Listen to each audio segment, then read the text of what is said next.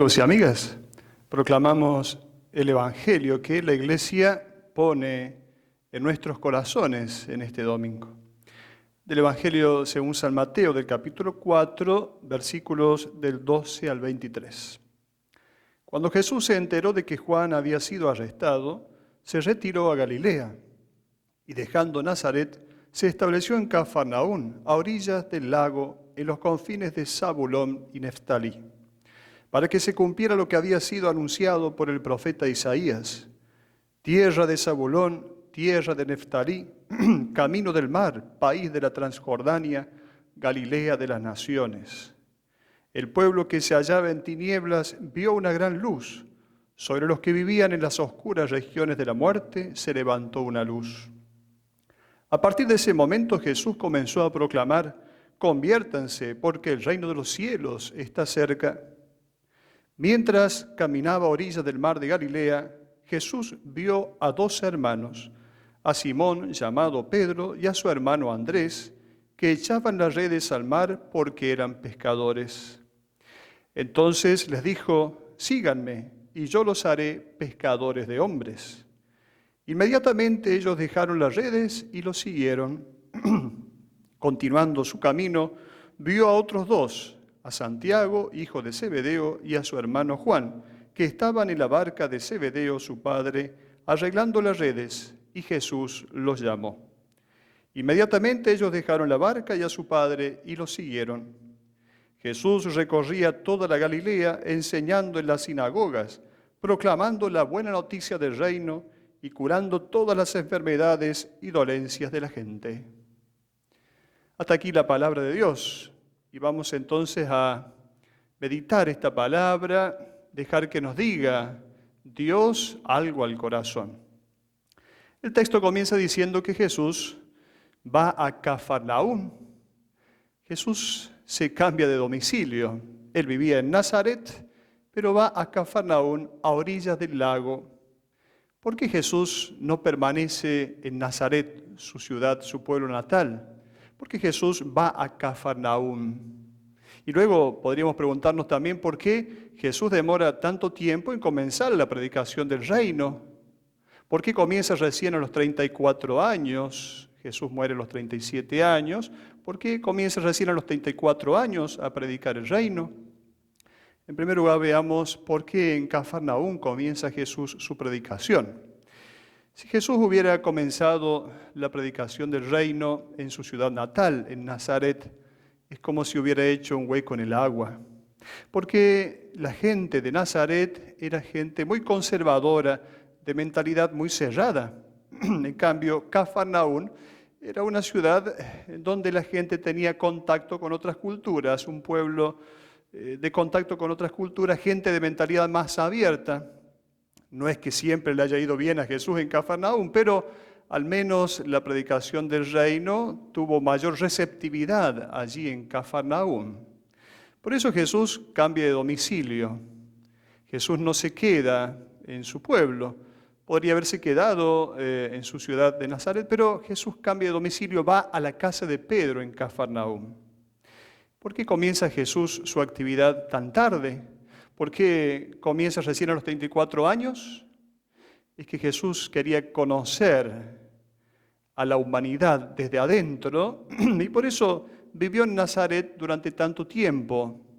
Jesús quería conocer bien los destinatarios de la predicación del reino, y cuando Jesús inicia esta marcha de predicación del reino a los 34 años, no se para más, no se frena más. Es un momento tras otro de predicación del reino, de curación de enfermos. La actividad pública de Jesús es bien furiosa, diríamos. Obviamente Jesús tuvo siempre su momento de oración, por eso alguien dijo que en realidad Jesús es alguien que permanentemente está en oración y que luego realiza dentro de ese contexto de oración, de encuentro con el Padre, alguna actividad misionera, pastoral, evangélica, apostólica. Jesús se toma su tiempo para luego ir a predicar el reino. Es necesario tomarse el tiempo, prepararse para predicar el reino, para decir lo más acertado posible, de la mejor manera, a los destinatarios, el reino. Por eso Jesús utiliza luego las parábolas, porque Jesús en esos 34 años es un gran observador del comportamiento humano y por eso entonces se tomó su tiempo. Qué importante es entonces en nuestras actividades pastorales tomarnos el tiempo de la reflexión, tomarnos el tiempo de la meditación, de mirar los intereses de los destinatarios, mirar a cada uno de ellos. No es lo mismo hablar a un anciano, a un niño, el contacto pastoral con un grupo determinado que no tiene un acercamiento a la iglesia, luego aquellos otros que vienen un poquito más, están más acercados a la iglesia, al ámbito pastoral, litúrgico. Es importante este tiempo de preparación. Jesús se lo tomó, 34 años. Continúa el texto hablando de esta tierra, positivamente habla de esta tierra de Galilea. Sabemos que Galilea junto con Samaria era una tierra contaminada, era gente contaminada por la invasión de los asirios. Los asirios cuando invadían tenían la costumbre de deportar, de llevar a otro lugar y luego de traer, también importar gente de afuera, de otros países, de otros lugares, hacia esta tierra conquistada, esta tierra invadida. Por eso entonces era una raza mezclada, los galileos y los samaritanos eran raza mezclada. No eran raza pura como los judíos de Jerusalén. Por eso no estaban bien vistos. Aquí se habla positivamente de esta tierra de Galilea. De esta tierra de Galilea, en esta tierra de Galilea aparece la luz, en medio de las tinieblas. Aquí hay una memoria del profeta Isaías. Evidentemente, si uno mira la historia, aquella memoria de la invasión asiria, aquel acontecimiento de la invasión asiria, el profeta predica con esperanza la posibilidad de que venga una luz. Esta situación dolorosa, situación de tinieblas, entonces se espera una luz. Y luego sabemos bien, el pueblo de Israel tiene la experiencia de 430 años de reyes, y esta experiencia ha sido experiencia dolorosa, de fracaso. Los reyes no se han portado bien, no han sido fieles a Dios, y entonces también se esperaba, se gestaba en el pueblo de Israel la llegada de un reino nuevo. Por eso Jesús comienza diciendo, el reino de los cielos está cerca. La predicación de Jesús, conviértanse, y que el reino de los cielos está cerca. Así abre su predicación Jesús. Decíamos entonces, la luz comienza a brillar aquí. Comienza a brillar en la Galilea. Es ahí donde, en ese lugar de oscuridad, en ese lugar de tinieblas, allí se enciende la luz. Jesús, Él mismo es la luz que viene a disipar las tinieblas, el error, la mentira, el engaño, la opresión. Todo esto que se vivía en su tiempo, Jesús viene a dar un sentido nuevo a esta raza suya, al pueblo de Israel, al pueblo judío y desde ahí al mundo entero. ¿Cómo abre su predicación Jesús? Conviértanse porque el reino de los cielos está cerca. Conviértanse. Sabemos que conversión significa cambio de mentalidad. La conversión no significa, voy a cambiar alguna cosita, yo a lo mejor era un poquito perezoso, en vez de levantarme a las 8, me voy a levantar a las 7:30, voy a decir algunas mentiritas menos. No es eso la conversión. La conversión es un cambio de mentalidad. Yo comienzo a pensar distinto, un cambio de dirección en mi vida. Jesús abre su predicación diciendo, conviértanse. ¿El motivo por qué? Porque el reino de los cielos está cerca. No es que esté cerca porque esté por venir, sino porque ya ha llegado y está cerca de ustedes. Jesús va teniendo esta conciencia clara de que con Él el reino se va haciendo presente. Él es portador del reino nuevo. Él es portador de un mensaje nuevo, de un mensaje de vida, de liberación, de paz, de un mensaje que va a ir gestando el mundo nuevo que necesita vivir este mundo en el cual nosotros estamos. Un mundo nuevo en medio de este mundo en el cual nosotros vivimos. Conviértanse porque el reino de los cielos está cerca. No dice reino de Dios, dice reino de los cielos. Justamente porque sabemos que Mateo dirige su evangelio a comunidades cristianas que vienen del judaísmo, y en el judaísmo a Dios no se lo nombra. Dios es el innombrable, por eso en vez de reino de Dios se dice reino de los cielos, que sería lo mismo. Luego comienza el texto a describir la vocación de los primeros discípulos. Jesús llama a Pedro y a Andrés. ¿Qué estaban haciendo? Estaban echando las redes, estaban en su trabajo. Siempre Dios interviene en el trabajo del hombre, en las cosas que el hombre está haciendo. ¿Para qué? Para decirle, bueno, esto que vos estás haciendo, lo podés seguir haciendo, lo tenés que seguir haciendo, pero ahora de una manera nueva. Por eso estos estaban echando las redes al mar porque eran pescadores. Jesús los llama, ellos lo siguen. Les dice, síganme, síganme. ¿Qué significa este síganme? Jesús no les va a proponer, no les va a decir que hay grandes promesas de grandes cosas, no les va a prometer como a Abraham una tierra, le va a decir que lo sigan a Él, simplemente nada más ni nada menos que lo sigan a Él. No hay una promesa de premios, sino que simplemente hay un llamado para estar con Él, síganme. Y luego hay una invitación a un trabajo, yo los haré pescadores de hombres. Entonces no hay un premio aquí, hay una invitación a estar con Él y luego ser enviados a trabajar junto con Él.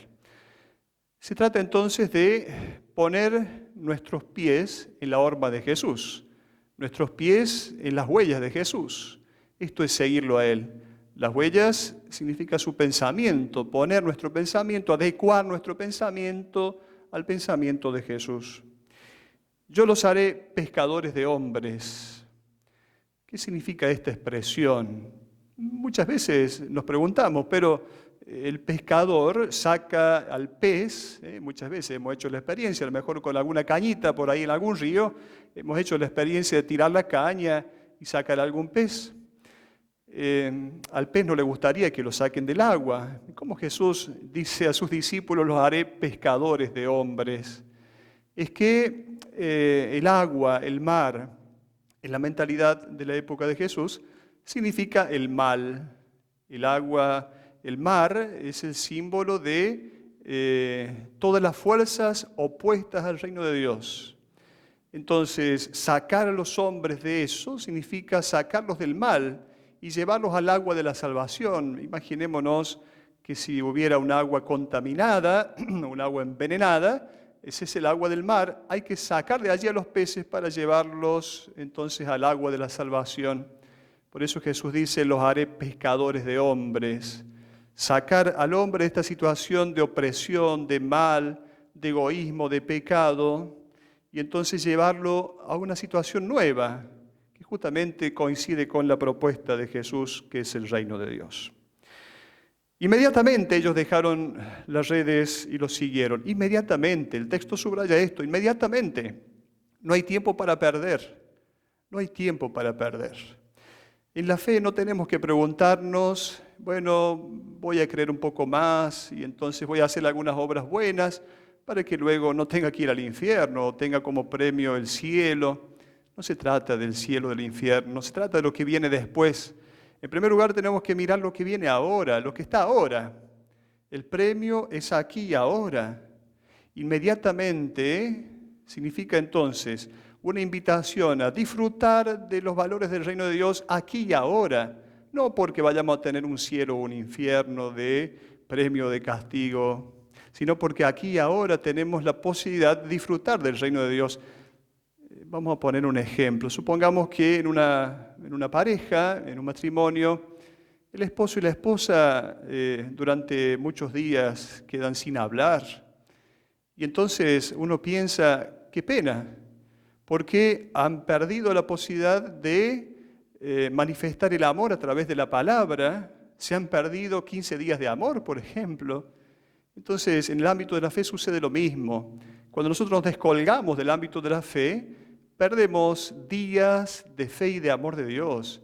Y esto es imperdible. Inmediatamente dejaron las redes y lo siguieron. Una vez piensa entonces, ¿qué hicieron estos discípulos con su familia, sus cosas, sus proyectos, su trabajo? ¿Dejaron todo? No dejaron todo. Siguieron trabajando. Dejaron la mentalidad vieja en su trabajo, eso sí dejaron. Dejaron el modo de relacionarse con los demás, a la manera como lo tenían antes. Entonces sí dejaron eso, pero no dejaron de trabajar, siguieron haciendo lo suyo, tenían que mantener su familia, tenían su trabajo. No es que dejaron literalmente eso, dejaron su mentalidad vieja, dejaron aquello que ellos traían como estructuras fijas y entonces se adecuaron, se alinearon en la propuesta de Jesús. Esto es importante en cada trabajo que nosotros hacemos, cuando lo seguimos a Jesús.